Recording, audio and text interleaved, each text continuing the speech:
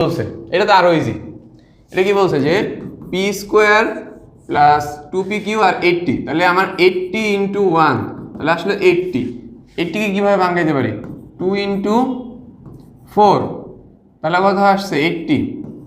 আরেকটা কিভাবে আসে 10 ইন্টু 8 80, তাহলে তুমি 80 ইন্টু 1 এটাকে যদি যোগ বিয়োগ করো তাহলে কি 2p³ আসে না। তুমি এইটাকে যোগ বিয়োগ করো 20 প্লাস মাইনাস 4 করো তাহলে কি 2p³ আসে না। এটাকে করো আসে তো। 10কে যদি -8 করো তাহলে কি আসে 2 আসে না। 10কে যদি আমি -8 করি তাহলে আমার এই 2 আসছে না, 2 আসছে তো। তাহলে আমি এটাই করব, এই দুইটা বাদ দিব, এইটা আমি পিক করব।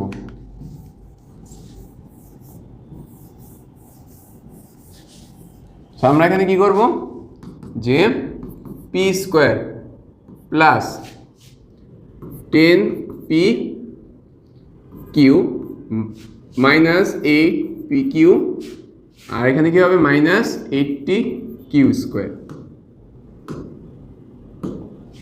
পরের লাইনে আমরা কি করব কমন নিব, p কমন নিলে p প্লাস 10q, এখান থেকে -8p কমন নিব তাহলে কি হবে, সরি 8q কমন নিব নট p, 8q কমন নিব কারণ এখানে q আছে এখানে q² আছে, তাহলে কি হবে p প্লাস 10q। দেখো এইটা আবার এটা মিলে গেছে, সো আমার মিডল টার্ম ঠিক আছে p মাইনাস 8q, এটাই আমাদের অ্যান্সার। আশা করে বুঝতে পারছো, ঠিক আছে। কঠিন ছিল না তো, জাস্ট আমি 80কে ভাঙাইছি।